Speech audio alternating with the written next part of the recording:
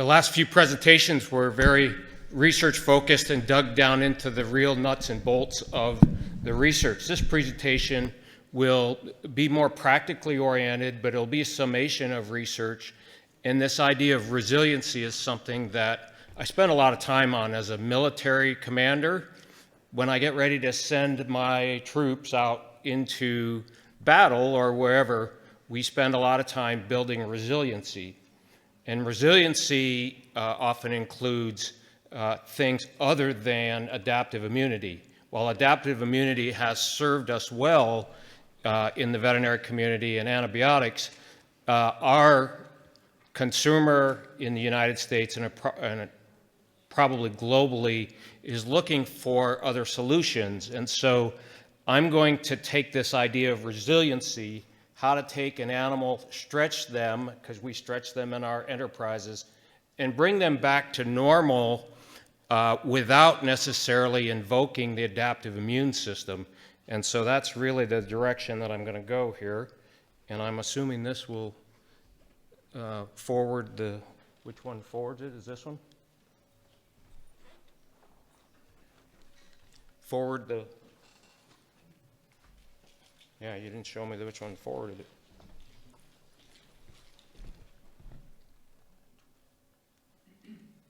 Yeah, forward.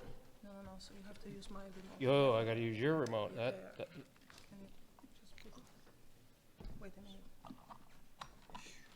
So it's my private. Yeah, no worries. I can go with that one. Okay, I'll do that one. So very simply, obviously, this is so simple that it's really insulting to an audience like this. But as we think about the immune system and how much we focused here, is there a way to focus back here in this area? And if there is, can we have it broad-based enough and sustainable enough where we can ask the acquired immune system not to work as hard? And so can we do something to the immune system on this side of the equation so that this side of the equation doesn't go into its amplification scheme? Because we all know that once this sets in, this takes energy out of our system. We know that our animals come into any setting, and certainly we understand that animals come in under a bell curve. They're susceptible, they're incubating. Are there some things that we do to cattle, to bovine, that move them this direction? And as we look at the body of literature that says on-arrival vaccine in U.S. settings, push our cattle over to this side, are there things that we can do that make them healthy? And in veterinary medicine, we have not spent enough time focusing on what we do to the bell curve to move them this direction. So this will be a summation of some studies that we've done with this class of cattle to say we can use some technology, specifically some bioactives of yeast metabolism, to move cattle this direction. So this was a study, it's old as the hills, but rumen resiliency, or the ability for the rumen to respond to an insult, is a piece of information that we need to know fairly well. And so in this study, we took dairy cows and they were on a TMR, and overnight we switched their ration from a TMR high forage to high moisture shell corn. And so we all know that that can happen in commercial settings. It frequently does happen in commercial settings. And when it does, our cattle will either get subacute ruminal acidosis, or they'll actually get ruminal acidosis and they'll get sick. Well, of course, in this study, that's exactly what happened. And so you look at this graphically. So here's your dry matter intakes on a TMR. One of them also had the bioactive in it. Following the introduction of high moisture shell corn, you see an immense drop in dry matter intake. No one should be surprised by that. What was unique in this study, as you look over on this graph, is you look at their TMR pre-insult butterfats, and then you look at that number after the high moisture shell corn, and with the bioactives, the butterfat doesn't drop. And so you have to ask yourself what led to that, where that butterfat didn't drop, and in fact, creating resiliency for those microorganisms was really quite critical in taking you to that point. Well, that's dairy cows, right? What happens when we potentially do similar to that? And this study just came out of Canada. And in this study, what we did is we had them on a very typical feedlot diet, Eastern Canada diet. We had a control. We had an ionophore antibiotic. I continue to call ionophores antibiotics. We can debate that point. And we had a negative control, and then we looked at rumen pH. And in this study, the bioactive pH did not get as acidotic as even those animals that were given an antibiotic ionophore.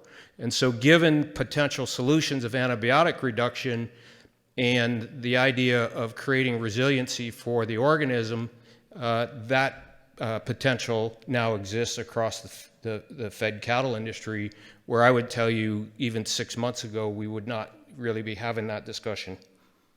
So what happens to immune resiliency? So immune resiliency is the same thing. Do we submit cattle to something that stretches them and we allow them to come back to normal? And when we always invoke the acquired immune system, you know, we can chase pathogens until all of us are retired. I don't know how old the youngest person is in here, but we can chase pathogens until there's nothing left. We cannot possibly give our cattle enough pathogens or enough vaccines to get all pathogens. So how can we jump in front of it? In the innate immune system, I heard Dr. Taylor mention the impact of RSV on the innate immune system. How can we really go after that innate immune system? And so one of the studies that was done here was published by Dr. Beck out of Auburn, is on columnaris, and that's a disease in catfish. You go, well, what the heck does catfish have to do with bovine? The issue is that catfish are almost entirely innate immune system driven. And so how could you evaluate whether you could impact the innate immune system? And in this study, we've tried on tilapia and also in catfish for a long time to figure out what can we do around columnaris, high death loss, and really impacts aquaculture. So in this study, we had 3 groups. We did an experimental infection with columnaris, and we put the bioactive on in the feed. And in this case, in 3 study groups at 3 doses, negative control had a 16.3% mortality rate, which was determined by the grower to be low, which is sort of interesting to me and to most of us in the cattle industry. A mortality of 16% gets my attention. In this case, it was seen to be low. And based on the amount of bioactive that was fed here, and the different rates between 0, 2.55, and 10, the mortality was taken to 0 in the 2, 5, and 10. So when we turned the innate immune system up in these cases, we dramatically impacted death to a very, very serious organism.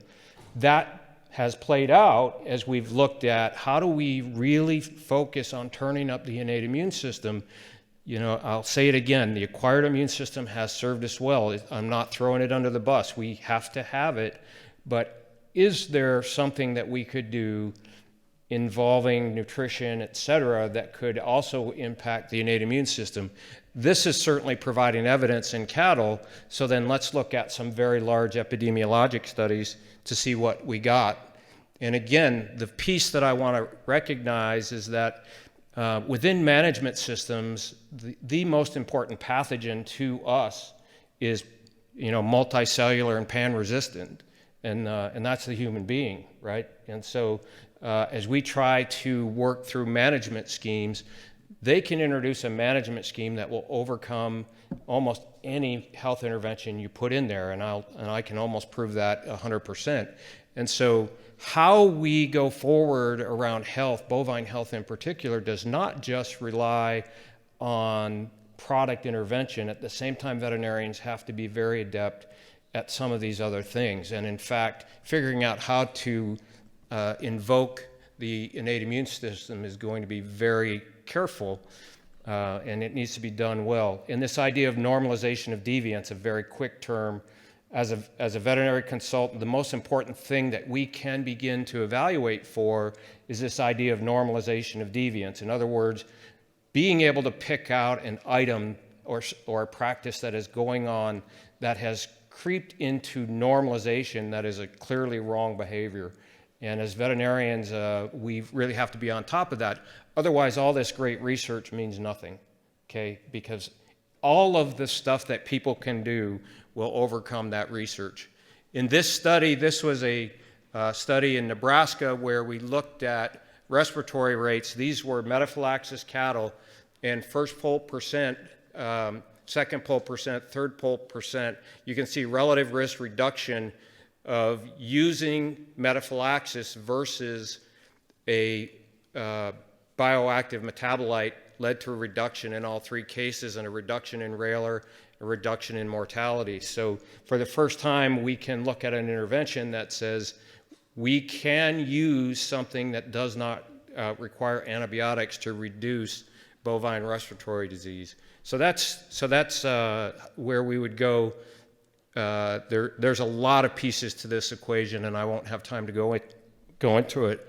But as we look at mastitis as an example, this was a study, and Dr. Jim Ferguson at the University of Pennsylvania crunched these records for us. I think one of the things to keep in mind that in this study there were over 1.4 million production records analyzed.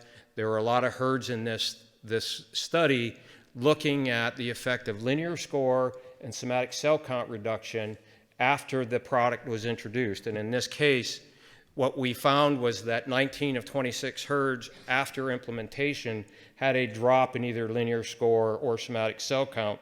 Now, that might not seem at first to be that imperative, but in the United States, I would tell you that our somatic cell count reduction has been stable the last 5 years. We've been incentivized to get to a certain level, and we've stayed there. So an implementation that improved quality is actually more amplified given the scenario that we're under in the United States. So you just say, well, here's another herd where we could follow where this herd was in comparison to a benchmark. So this herd was just a little bit below the benchmark. We do the introduction and we follow somatic cell count. The benchmark continues on, and this herd dropped well below the benchmark. Okay, so that's one example of an additional set of data. University study score showed the same thing.